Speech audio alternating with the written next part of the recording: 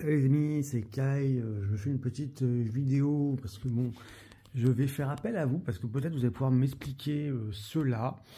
En attendant, peut-être je ferai une vidéo bilan avec les très bonnes surprises de la saison et les grandes déceptions de la saison. Après avoir vu beaucoup d'animés, eh bien, je suis décidé à intervenir sur ce dernier, Ragnar Crimson.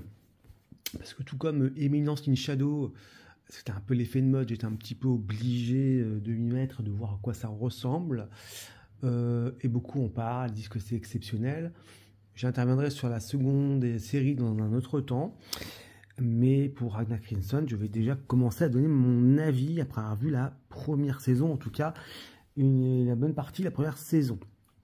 Alors ben ça, qu'est-ce que ça raconte? D'abord, ça raconte l'histoire de chasseurs de dragons qui tue leur proie avec une épée d'argent afin de toucher une récompense. Là-dessus, il y a Ragnar, qui est plutôt faible, qui fait équipe avec Léonica, une chasseuse de talent, qui a tué plus de dragons que n'importe qui.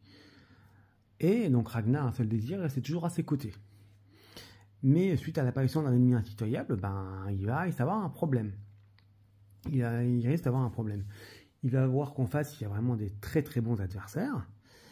Et pour faire face à ces adversaires surpuissants, et éviter que la petite Léonica n'y passe, elle va tout faire pour devenir super puissant. Et en l'occurrence, il va à un moment donné il va se trouver, on peut déjà un peu spoiler, il va voir son double du futur qui va venir pour lui dire écoute, pour éviter que Léonica meure, je vais bien te donner mes compétences et ce que j'ai appris. Bon, rien de bien spécial, on est sur du fantasy, on sait à quoi s'attendre. Et donc il va devenir over-cheaté, c'est ça l'idée.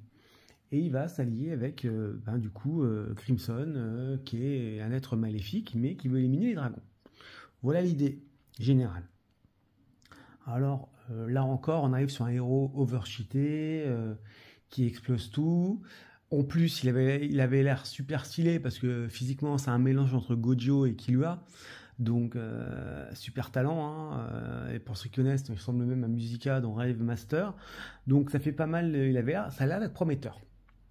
Et finalement, on se retrouve devant une série. En fait, vous allez peut-être pouvoir m'aider là, parce que je n'arrive pas à comprendre l'engouement pour cette série.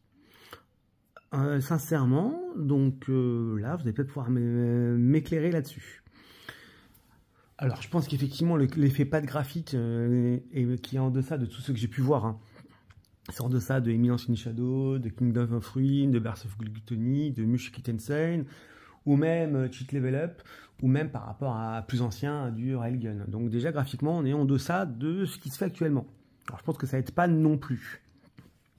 Donc, pour l'idée un petit peu générale, en fait, comme je vous le disais, on a un héros qui est super faible au début et qui va devenir overcheaté. Bon, ça, jusque-là, ça arrive, on en a vu dans plein d'isekai ou d'Harry Fantasy. Donc, rien de bien dramatique, un peu trop classique. Bon, pour ceux qui avaient playé, il n'y a pas de fanservice dans celui-là. Et c'est pas un isekai. Donc, il se trouve que, en face, autant dans du JK, par exemple, on a du Sukuna, on a du Toji, autant on a quand même à chaque fois des antagonismes relativement intéressants. Autant là, déjà, après une première saison, en tout cas 11 épisodes, en fait, il paye pas de mine, déjà. Ensuite, le personnage qui semblait pourtant super prometteur, en fait, il n'est pas du tout charismatique pour un sou. Il n'y a aucune profondeur, il n'y a aucune recherche, on n'essaie pas de développer le personnage. Ils essaient normalement de développer les relations de personnages. Bon, j'ai pas vraiment l'impression que l'alchimie fonctionne non plus. Les combats contre eux, qui restent quand même l'essentiel de ce type d'animé, me semblent bâclés, voire ils sont pas impressionnants, quoi. Ils ont tenté de mettre une petite touche d'humour qui tombe à chaque fois à plat. Donc je sais pas si c'est parce que je suis pas le public visé, ou parce que je suis devenu blasé, ou parce que j'ai vu énormément d'animés très bons. Mais là, ça reste en l'état actuel des choses. Ça reste un des rares animés récents où je me suis ennuyé ferme, quoi. Donc, je sais pas, peut-être pourrez-vous m'éclairer sur ce sujet, me donner votre avis, peut-être d'accord avec moi ou pas. likez cette vidéo, dislikez si vous n'êtes pas d'accord, mettez votre commentaire, un petit j'aime pas, enfin, n'hésitez pas, un petit pouce bleu aussi, hein, ça aide. Et puis peut-être que j'aurai un retour de votre part sur ce sujet. En tout cas, voilà mon avis sur Ragnar Crimson. Je vous souhaite encore une fois de très bonnes fêtes de fin d'année. Bon, il se trouve qu'a priori, il n'y aura pas d'hiatus sur les autres animés type Tsubasa ou autre, donc on se retrouvera sûrement pour 2024. Allez, à plus les amis.